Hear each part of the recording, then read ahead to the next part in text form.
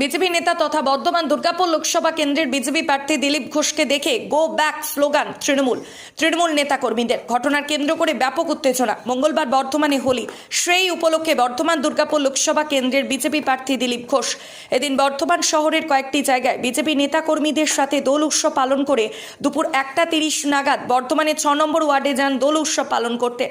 সেখানে অনুষ্ঠান শেষ করে তিনি যখন ওই ওয়ার্ড ছাড়ে গেলে সেই সময় তৃণমূল নেতাকর্মীরা দিলীপ ঘোষকে দেখে গো ব্যাক দিলীপ ঘোষ বলে স্লোগান দেন।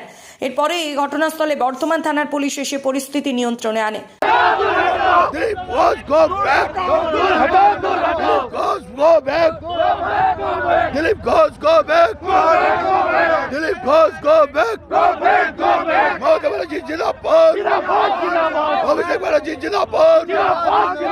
अभिषेक बनर्जी जिंदाबाद, अभिषेक बनर्जी जिंदाबाद, ममता बनर्जी जिंदाबाद, कीर्ति आजाद जिंदाबाद, कीर्ति आजाद जिंदाबाद, खोखन दास जिंदाबाद, खोखन दास जिंदाबाद, खोखन दासेर नेतृत्वे उन्नयन चलছে চলবে।